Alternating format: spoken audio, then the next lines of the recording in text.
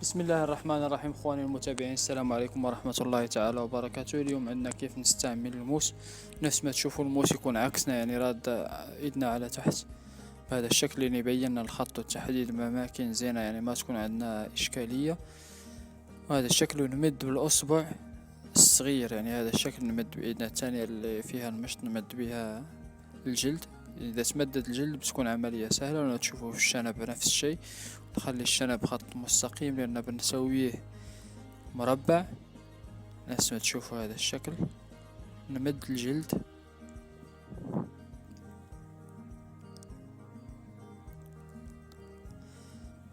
هنا بس براس الموس، تكتوكة بس براس الموس، تشيلها بس براس الموس، مش بالمس كلها، بس براس الموس، مع انتباه ان ما الطرف الثاني ما يلمس لنا الشعر في اللحية.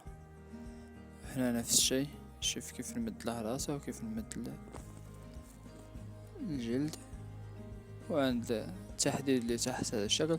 طبعا انا حددت اللحية بالماكينة، لان يوم تحددها بماكينة اول شيء بتكون امور سهلة، تكون امور عندك سهلة يعني. وحطيت جيل الحلاقة. اللي ما عنده جيل يمكن بامكانه يحط فازلين.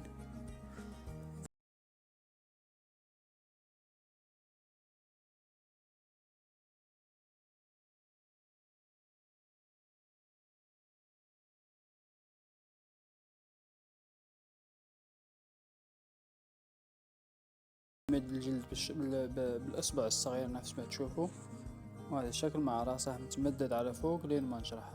دايما كل ما كان الجلد متمدد كل ما كانت الامور احسن واسهل. وهنا بس بشوية نحاول نخلي دايما يدنا خفيفة، ما نضغط على الموس كتير.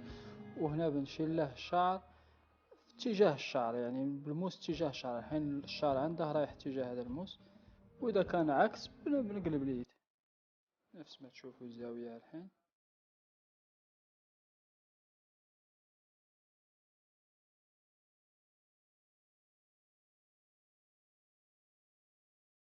شوف هنا دايما الأصبع الصغيرة تمد الجلد. ونمشي طبعا على التحديد اللي حاطينه بالماكينة. حتى إذا ما حطينا تحديد بالماكينة نمشي على فتحة الجلد. طبعا اخواني لا تنسوا الاشتراك في القناة، لأن فيها فيديوهات كثيرة وتستفيدون منها. طبعا القناة موجهة للشباب الراغبين في تعليم الحلاقة، في تعلم الحلاقة يعني. نفس الشيء هنا في الشنب، المادة.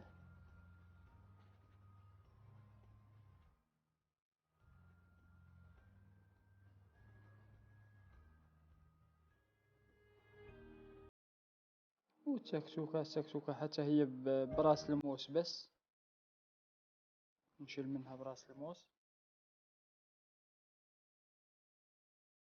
وإذا عجبكم الفيديو اشتركوه مع اخوانكم واحبابكم. اي سؤال استفسار احنا جاهزين، خلوه في تعليق تحت الفيديو. تحت الفيديو بخلي لكم روابط العديد من الفيديوهات المهمة اللي موجودة على القناة.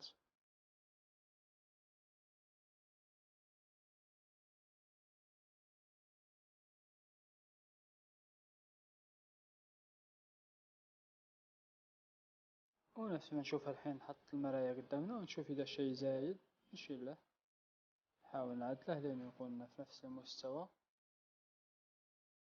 ونتلاقى اخواننا في الفيديوهات القادمة ان شاء الله. ولا تنسوا الاشتراك معنا في القناة. السلام عليكم ورحمة الله تعالى وبركاته.